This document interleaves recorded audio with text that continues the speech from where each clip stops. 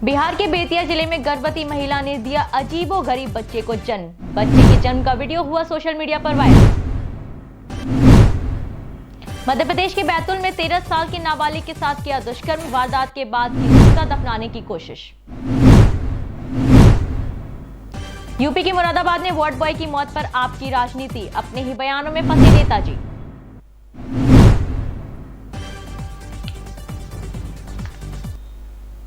नमस्कार, मैं शाहीन, आप देख रहे हैं IBN भारत और अब खबरें विस्तार से। यूपी के बदायूं में महाराणा प्रताप की पुण्यतिथि पर क्षत्रिय महासभा और महाराणा प्रताप विकास ट्रस्ट ने महाराणा प्रताप चौक पर पुष्प अर्पित किया। इस मौके पर गणमान्य नागरिक और विभिन्न सामाजिक संगठनों के पदाधिकारी जुटे। क्षत्रिय महासभा उत्तर प्रदेश के प्रदेश कोषाध्यक्ष डॉक्टर सुशील कुमार सिंह ने कहा कि महाराणा प्रताप के समर्थन में सभी समाज के लोग खड़े थे। महाराणा प्रताप भी सर्व समाज को आदर प्रदान करते थे। हम सब उनके विचारों पर चलकर समाज को जोड़ने का काम करें। संदेश देना चाहेंगे लोगों को। हर वर्ष की भांति क्षत्रिय महासभा बदायूं महाराणा प्रताप विकास ट्रस्ट के तत्वावधान में सर्व समाज के लोगों ने अपने आराध्य महाराणा प्रताप के प्रति श्रद्धा सुमन अर्पित किए हैं। हर वर्ष की भांति सुबह चौक पर स्वच्छता अभियान चलाया गया। तत्पश्चात पुष्पों से चौक को सजाया गया। सर्व समाज के लोग, शहर के, जनपद के गणमान्य नागरिक यहाँ जुटे और उन्होंने पुष्प अर्पित कर महाराणा प्रताप को श्रद्धांजलि दी। महाराणा प्रताप के साथ भामा शाह का स्मरण, उनके सेनापति हाकिम खान सूरी का भावपूर्ण स्मरण किया गया और वर्तमान समय में जो महाराणा प्रताप के द्वारा सृजित किया गया पथ था, भामा शाह और हाकिम खान सूरी के जो विचार थे वो विचार वर्तमान संदर्भों में पूरी तरह प्रासंगिक हैं। यदि पूरा विश्व उनके विचारों का अनुसरण करे तो देश में तमाम समस्याएं हैं, अशांति का वातावरण है, इन सारी समस्याओं से मुक्ति। संदेश देना चाहिए। उत्तर प्रदेश के अंबेडकर नगर में ग्राम पंचायत चकौरा गुलरहा का मामला सामने आया है, जहां कुछ बिचौलिए प्रधानमंत्री आवास योजना के नाम पर गरीबों से जबरन प्रति आवास 15,000 रुपए की वसूली कर रहे हैं। और जब इस बात की शिकायत ग्रामीणों ने ग्राम पंचायत अधिकारी से की तो अपना बचाव करते हुए उन्होंने बोला कि इस योजना के लिए कुछ पैसे ऊपर से देने पड़ते हैं, तब गरीबों को ये मिल पाता है। वहीं दूसरी ओर यही हालात शौचालय योजना के साथ भी हैं। कम लागत में बने शौचालय जो पूरी तरह से शुरू भी नहीं हो पाए हैं, जिसकी वजह से आज भी गांव के लोग खुले में शौच करने पर मजबूर हैं। क्या नाम है? धनदेई। कौन सा गाँव है? गुलरहा। ये मकान आपका बन रहा है? हाँ। कितना पैसा पाई हुआ आवास में? आवास में पौले हैं 1,10,000। कितना पैसा प्रधान लिए है? 15,000। क्या नाम है प्रधान का? सुनील। कब से घर का निर्माण चल रहा है? अरे ये के हो गया 1 महीना। क्या नाम प्रधान आते हैं कि नहीं यहाँ? नहीं। क्या चाहती हो? और क्या चाहते हैं? ये अपना मकान चाहते हैं और क्या चाहते हैं? अरे पैसा आपका ऑफिस हो जाए तो ठीक है। अरे साहब जब दे दी हैं तब न ऑफिस हो जाए। क्या कह रहे थे पैसा लेने से पहले? कुछ कहना ना है, कहना है कि इतना इतना पैसा सबसे लेते हैं। क्या नाम? बिहार के बेतिया जिले में गर्भवती महिला ने एक अजीब बच्चे को जन्म दिया है, जिसका सर, हाथ और शरीर तो बिल्कुल सही सलामत है, लेकिन पेट के नीचे का हिस्सा पैर ना होके कुछ पूंछ की तरह निकला हुआ है। इस अजीबोगरीब बच्चे का वीडियो सोशल मीडिया पर जमकर वायरल हुआ। हालांकि बच्चा ज्यादा देर तक जीवित नहीं रह सका। मृतक के पिता दिलीप कुमार पटेल ने बताया कि देर रात लगभग 8 बजे के करीब उस बच्चे की मौत हो गई और अगली सुबह उसे दफन कर दिया गया। बोले हमारा नाम दिलीप कुमार पटेल पर हमारा एगो बच्चा मेरा कल 5:55 पर जौन 8 बज के कुछ मिनट पर डेट कर गए। जौन बच्चा के वीडियो वायरल बा। बोले बिहार के बेतिया जिले में नरकटियागंज सड़क अतिक्रमण का मामला सामने आया है, जहां मोहल्ले वासियों के आने जाने वाले मुख्य सड़क को अतिक्रमण किया जा रहा है। माफियाओं ने अपनी निजी जमीन बताकर अतिक्रमण किया करना शुरू कर दिया है। विरोध कर रहे मोहल्ले वासियों ने SDM, नगर कार्यपालक पदाधिकारी, स्थानीय विधायक और अंचलाधिकारी को ज्ञापन सौंपकर अतिक्रमण मुक्त करने की मांग की है और अतिक्रमण कर रहे लोगों पर कार्रवाई भी करने की मांग की है। ये मामला रास्ता का है। हम लोग कई वर्षों से इसी रास्ते से आते जाते हैं और अगला जो ज़मीन खरीद लिए हैं कह रहे हैं कि हम निजी रास्ता में से अपना ज़मीन खरीदे हैं, हम रास्ता नहीं देंगे। हम लोग सैकड़ों बस्ती के लोग हैं जो इसी रास्ता से आते जाते हैं और कह रहे हैं कि इस रेल से होकर के जाइए और हम अपना निजी रास्ता से रास्ता नहीं देंगे। हम लोग विज्ञप्ति जो है वो अनुमंडल पदाधिकारी, अंचलाधिकारी और नगर कार्यपालक अधिकारी को दे दिए हैं। माननीय विधायक 03 नरकटियागंज को भी सूचित किए हैं, थाना को भी सूचित किए हैं। जैसे नंदपुर से पकड़ी ढाला तक जाने वाला ये रास्ता है, मेन मार्ग रास्ता है। यहाँ पर हज़ारों लोग प्रत्येक दिन आते और जाते हैं, लेकिन यहाँ पर कोई ज़मीन बेच दिए हैं और ज़मीन बेच कर ये बोल रहे हैं कि ये मेरा पूरा ज़मीन है, मैं पूरा स्क्वायर कर रहा हूँ अपना ज़मीन को। इस पर किसी को आने जाने का रास्ता नहीं है। तो हम लोग पूरा है सर, हम लोग किस पर आएंगे और जाएंगे, ये हम लोग का पहले ये विकल्प निकाला जाए। मैंने SDO साहब को एप्लीकेशन दे दिए हैं और थाना प्रभारी को दे दिए हैं और विधायक जी को दे दिए हैं और प्लस नगर परिषद में दे दिए हैं। जो मामला राजस्थान के चित्तौड़गढ़ में लगातार टीकाकरण लगवाने वाले व्यक्तियों में गिरावट आ रही है। सेंटरों पर कोविड-19 वैक्सीनेशन का काम निरंतर जारी है। वहीं विगत 2 दिनों में मुख्यालय के GNM ट्रेनिंग सेंटर सहित जिले के अन्य जगहों पर भी वैक्सीनेशन लगाने का लक्ष्य पूरा नहीं हो पा रहा, जिसके चलते आज CMHO रामकेश गुर्जर ने मुख्यालय के GNM ट्रेनिंग सेंटर का निरीक्षण भी किया। प्रमुख कारण यह है, देखने में आया है कि चित्तौड़गढ़ में कोरोना योद्धा की जो सूची जारी की जा रही है उसमें कई नाम उन लोगों के आ रहे हैं जिनके स्थानांतरण कई महीनों पहले दूसरे जिलों में हो चुके हैं। राजस्थान के चित्तौड़गढ़ नगर परिषद में गांधीनगर के झोपड़िया में महिलाओं ने जिला कलेक्टर को अपनी अलग अलग मांगों को लेकर ज्ञापन सौंपा है। दरअसल झोपड़ियों में सीवरेज के काम होने के बाद उनमें से गंदा पानी उनके नालों तक पहुंच रहा है, जिससे उन्हें बहुत सी दिक्कतों का सामना करना पड़ रहा है। उन्होंने ये भी बोला कि अगर जल्द से जल्द ये सही नहीं हुआ तो इसके लिए वार्ड वासियों को सड़क जाम करने के साथ साथ कई अन्य कदम उठाने पर मजबूर होना पड़ेगा, जिसकी समस्त जिम्मेदारी जिला प्रशासन की ही होगी। नाम? मंजू जी, कहाँ के निवासी हो? हम गांधीनगर जिलों की जो किस समस्या को लेकर आज जिला कलेक्टर पास पहुँचे आप? हम रोड के लिए आए हैं। नालियाँ नहीं है हमारे जो गंदगी हो रही है वहाँ पे बहुत गंदगी निकल रही है, वही पानी हम पी रहे हैं। जब तो बीमार हो गए तो प्रशासन जिम्मेदार होगा इसका। हम क्या आए बोल के। मध्य प्रदेश के बैतूल में खेत में काम करने गई 13 साल की नाबालिग दलित के साथ पड़ोस के खेत के मालिक ने दुराचार कर मौत के घाट उतारने की कोशिश की। दरअसल सोमवार की रात दलित बालिका खेत में काम करने गई थी, तभी पड़ोस खेत के मालिक ने बालिका को अकेले देख उसे बहला फुसलाकर अपने खेत में घुमाने ले गया और उसके साथ जोर जबरदस्ती कर दुराचार किया।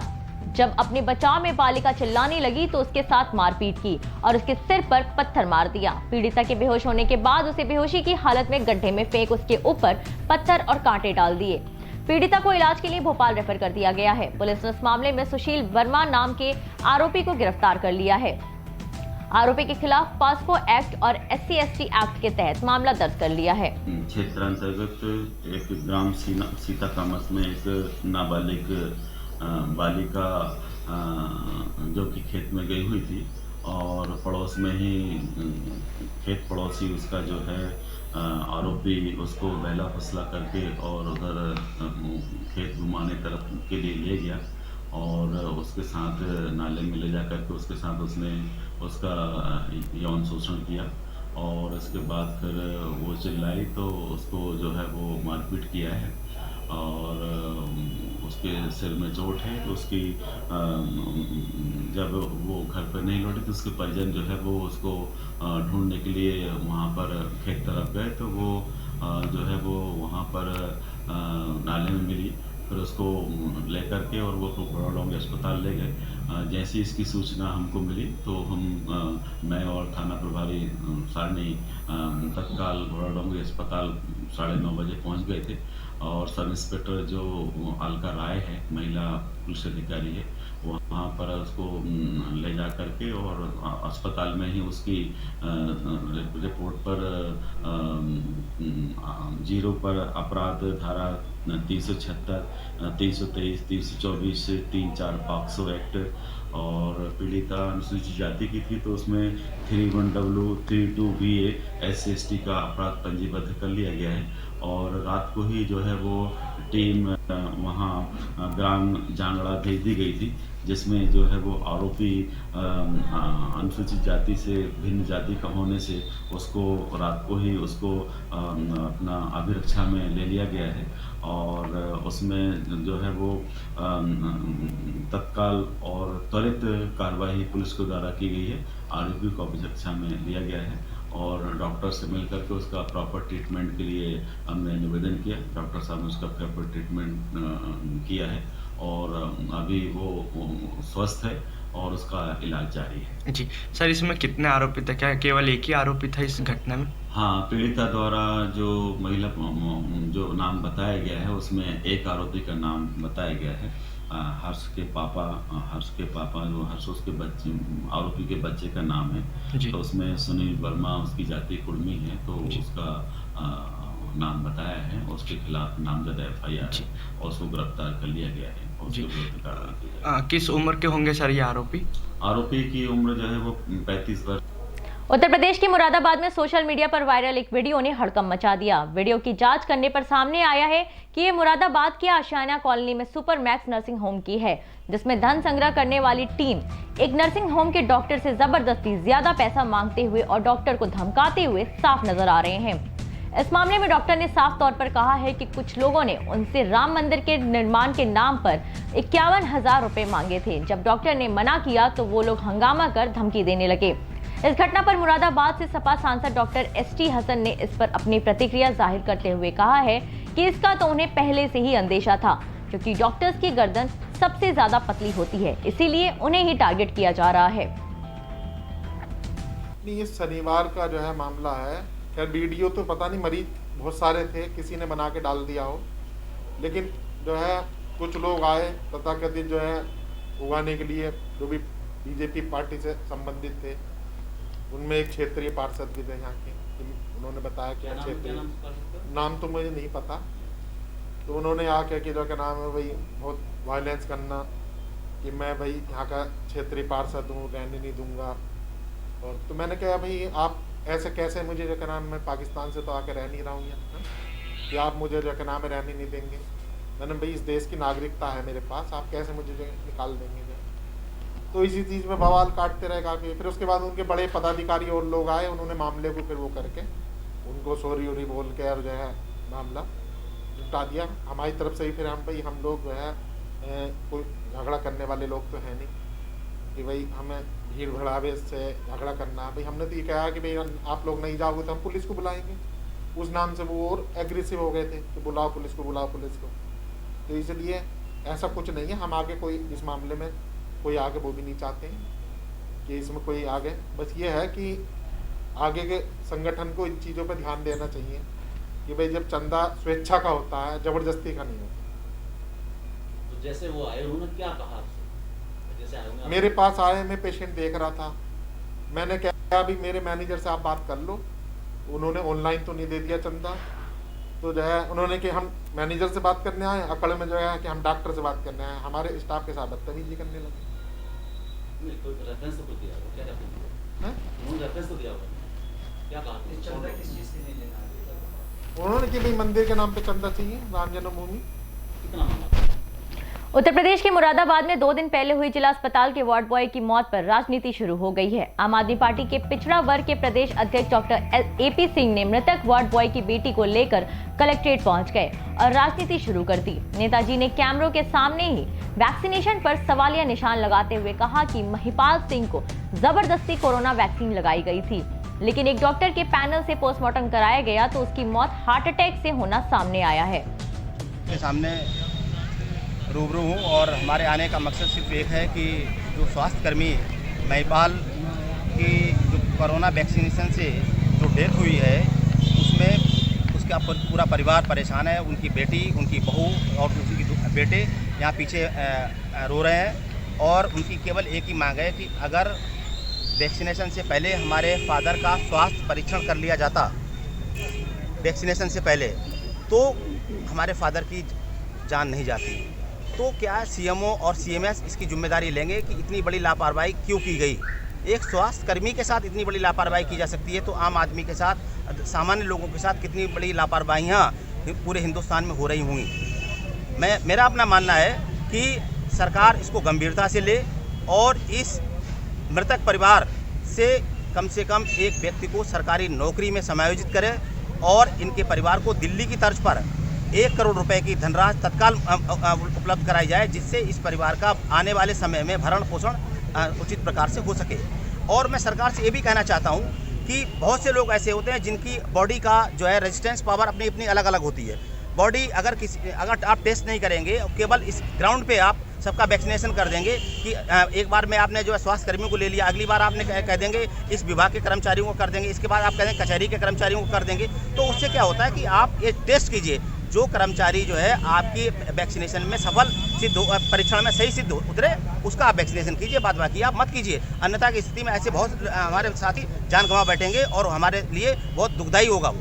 अध्यक्ष जी, जो पीएम रिपोर्ट आई है कि आप पार्टी पीएम रिपोर्ट पर विश्वास नहीं, डॉक्टर विश्वास नहीं करती क्या? नहीं, आम आदमी पार्टी वैक्सीनेशन पे कोई क्वेश्चन मार्क नहीं कर रही है, पीएम रिपोर्ट पर कोई क्वेश्चन मार्क नहीं कर रही है। केवल क्वेश्चन मार्क इस बात पे है कि आपने परीक्षण क्यों नहीं किया। आपने अगर वो बीमार थे तो आपने क्या बीमार को वैक्सीनेशन कर देंगे आप? इसके लिए जिम्मेदार कौन है? उस जिम्मेदार व्यक्ति, चाहे वो सीएमएस हो चाहे सीएम हो या और कोई वरिष्ठ अधिकारी हो, उसके खिलाफ कार्रवाई होनी चाहिए। ये आपको खुद सोचना चाहिए कि अगर कोई आप बीमार व्यक्ति को जो मरण हालत में पहले से है और अगर आप उसे वैक्सीनेशन दे देंगे और उसकी डेथ हो जाती तो जिम्मेदार कौन होगा भाई?